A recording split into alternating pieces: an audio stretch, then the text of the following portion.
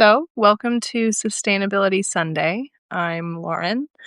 Uh, I am so happy you're here. I just wanted to take this opportunity to have a quick chat about the coming holidays and what that means for the planet, what that means for our pockets.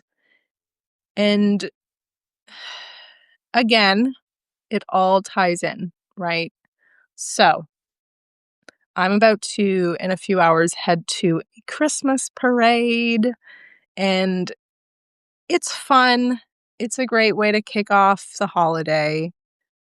I can't help but feel like I wish there was more awareness around the holidays for overconsumption because, well, personally, I'm not going to overconsume, but generally, it kind of goes without saying that it's a time of overconsumption of things, overconsumption of food, when so many don't have any of that. And yes, a lot of people do charitable things and they help those who are less fortunate than us. And that's also something that I plan on doing because I'll be honest, this season of my life and going forward, Christmas, or as I refer to them, the holidays, because you never know who's celebrating what. That's what it's all about for me now. It's really just all about giving back to those who aren't as lucky. And that does tie into sustainability. And I'll tell you why. It's because the happier you are, the more difference you are making on multiple levels, the better it is for the planet. In terms of happiness, but also in terms of learning how to take care of her. And I say this all the time, but when we take care of ourselves, we feel more inclined to take care of the planet. And those of us that can should. I always say that. That's my catchphrase. So, sorry. I was thinking, quick jump here, specifically about electronics and just how so many people will be getting so many electronics. Yesterday, I was at the mall, my favorite place. You guys know me. I love malls. I'm kidding. I I don't like malls. Although, of course, sometimes there are things you need to go into malls for, and that's why I was there. I was looking for, my wooden toothbrushes, but they didn't have any. Uh, and, one of the first things I see when I get into the mall is this big ass sign for the new iPhone. I don't even know what it is now. iPhone 35 or something. I, oops, I don't know what it is. I don't really care. Um, and, I don't know. This blind marketing during the holidays just drives me up the walls because people are just so susceptible, and of course, during the holidays, they're even more susceptible to dropping buckets of cash on things that they don't need. But not many people go inside and question why it is they are perhaps feeling like they need that thing. Is it because they actually need it? Probably not, because I'm using my iPhone SE 2020. It still works quite well. Although, yes, I do see some um, degradation in the camera department, but I think that's planned. That's planned obsolescence. And these phones and all these things, they're just getting worse with time so that we buy more. And all those batteries, all that stuff, all the components of the new phones and the old phones, not every phone, are built on the backs of slaves in other countries, primarily quite poor African countries, although we own is really everything we own, everything we have, even the land we're on, is built on the backs of others. Uh, whoa! Yeah, that's a big thought, and it's overwhelming, and, that's hard to, come to terms with, but we can start basic, with our phones. So, here in Canada, there is a website called, I believe it's getorchard.com, and, you can buy refurbished and used phones. It used to just be iPhones, now I believe they've branched, because 'cause they're called Get Orchard, like an orchard tree's branch. I believe they've branched off, and so they sell other phones, because I know not everyone uses iPhones, and Apple is evil. Um, but they make, like, a decent product for those of us who like quality. But I haven't bought a new iPhone in years. Like, I think my last 2 that have lasted probably 5 to 6 years, I bought secondhand. I bought pre-loved, and, I've never had any problems, with that. Yes, sometimes you do. If you go hard on your electronics, don't know what to tell you. Slow down. I am a huge component of taking care of your electronics. Excuse me, this is live, okay? Gas happens. I years ago, I can remember, breaking the odd electronic, and my husband was like, "Take better care of your electronics." And I couldn't understand why he was saying that. Like, I could, but I didn't understand. But now, just with the amounts I've learned in the last, well, 10 years has been a huge learning curve for me. It's like, yeah, man, I am going to defend my electronics at all costs, because that is someone's livelihood, like, made that electronic, and I'm only gonna have electronics that I'm gonna use, because they're so precious. They're really just so precious. And then back to Christmas, back to the holidays where people just buy, buy, buy. They buy, and they are just accumulating all these electronics, because they've really drunk the Kool-Aid of needing the newest thing, okay? But why? Like, why do we need that? It's a simple question, but why do we need anything really, I guess, at the end of the day?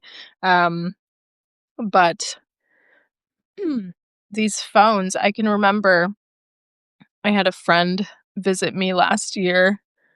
Uh, she's German. Not sure what that has to do with anything, but she lives in Germany, and, well, I guess just, she likes new things.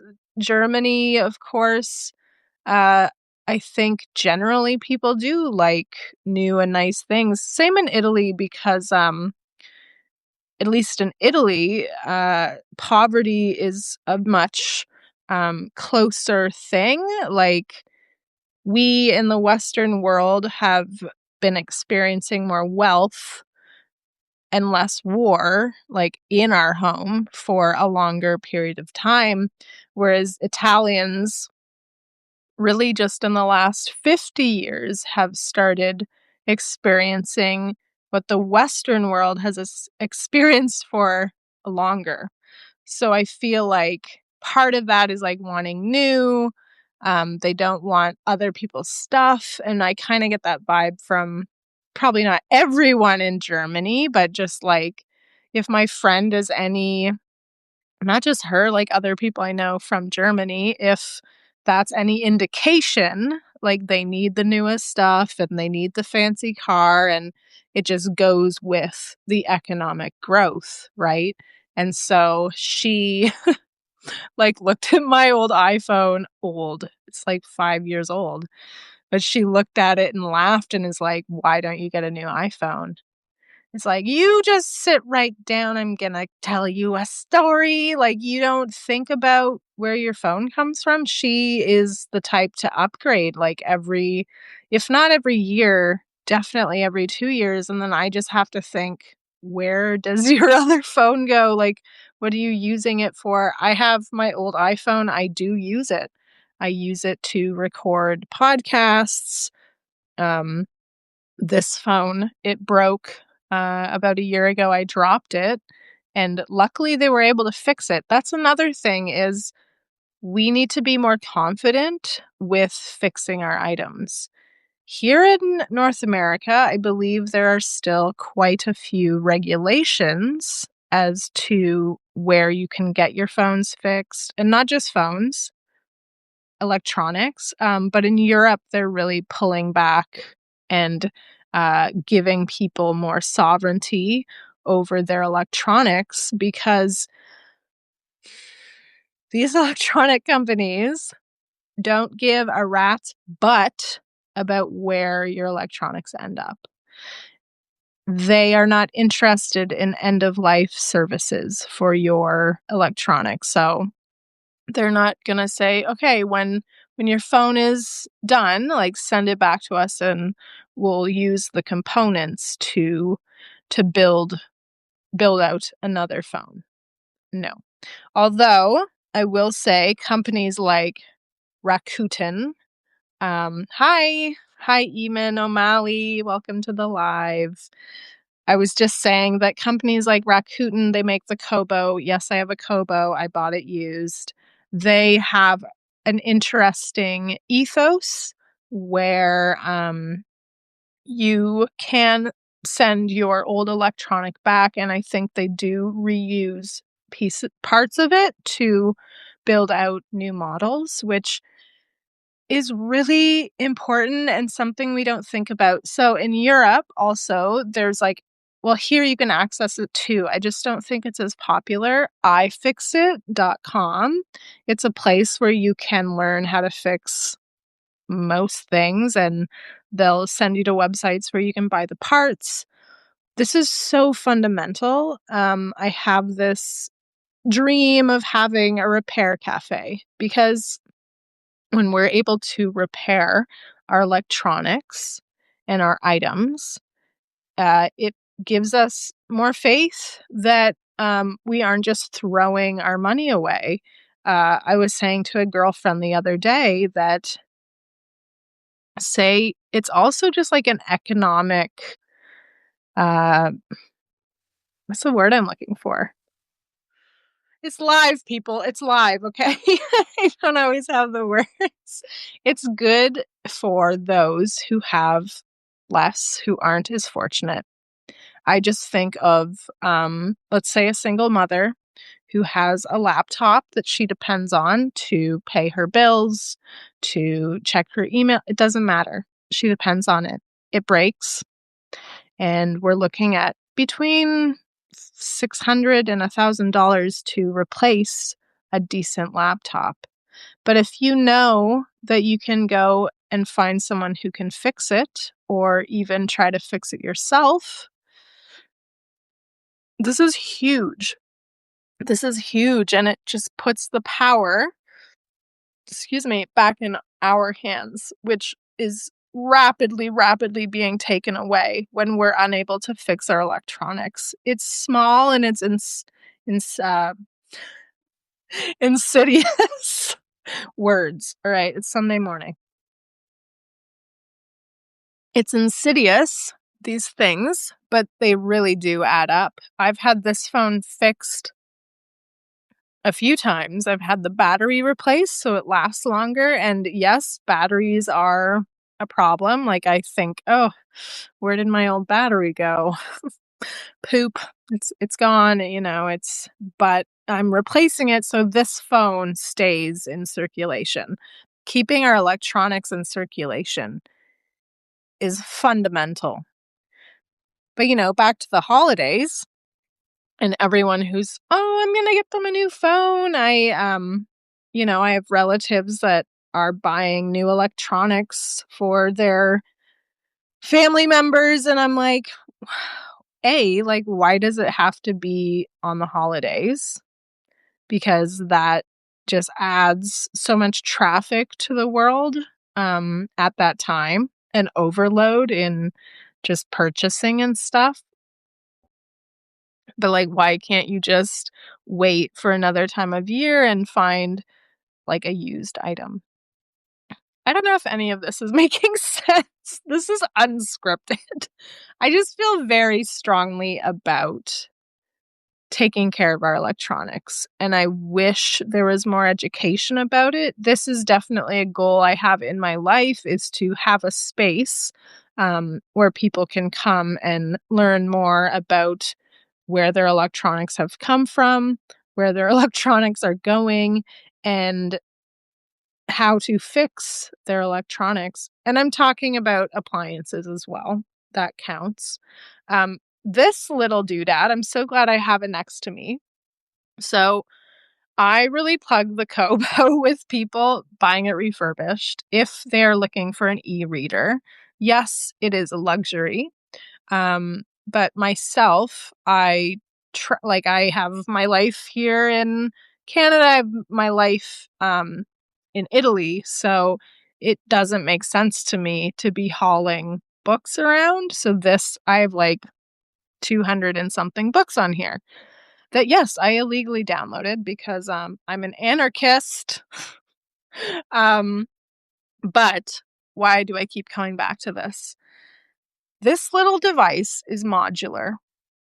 And this is what companies should be doing, is creating modular electronics that you, the consumer, are able to fix. So, as far as I know, there's only one phone company doing this. That is Fairphone. Fairphone has a modular phone that they say there's like a 5-year warranty, which, like, 5 years isn't that long. I mean, I would hope a phone like that would last 11 years, and they're also not blocking updates, because that's another thing that, we want. Obviously, if we don't update our electronics, they start to fall behind. But then older models don't get new updates. So the Fairphone, as far as I know, they don't gatekeep updates, which is really important to keeping our phones secure and just like in the world of using them. Anyway, okay. I've been talking for a while, but I kind of want to make this Sustainability Sunday a thing. It's nice to just talk uninhibited, and obviously I don't know how people can interact, but if you have questions or concerns or just anything you want to say, um, or anything you've ever wondered about, I can try to answer your questions. But anyway, I'll be back on next Sunday to find another topic the MetaHuman Diary just joined and I'm just shutting down here. But thank you for coming. I was just talking about electronics, and maybe next week I'll be more specific and really dive into the planned obsolescence, and also, as well as planned obsolescence, there's I can't think of the other obsolescence. There are two: planned, and then also the one where you like need to upgrade, but that is essentially what we were just talking about. Um, anyway, planned obsolescence. Don't even get me started. Woo! If that is a topic that, hi, thank you for saying hi. If that is a topic that interests you, I will definitely be live talking about it next week. It's something near and dear to my heart because it's terrifying and more people should be talking about it, I think. Um, So if you want to learn more about planned obsolescence, hop on the live. Anyway, I hope everyone has a great Sunday. Here in Ontario, it is raining. And I'm going to a Christmas parade later in the rain. How festive is that? Okay, friends. Oh my, there are 4 of you this time. That's so exciting. Thank you for coming. It means a lot to me that people are interested. And I think this is going to be like maybe my main way to connect with y'all. And if anyone ever wants to do a collaboration um, chat live, I think you can do that too. So reach out to me and we can find a topic to talk about on Sustainability Sunday. Okay. Thank you, Kavi, Eamon, the Meta Human Diary, and whoever else is there. I'm not sure. Thank you very much for coming and joining me. And have a great Sunday and have a great week.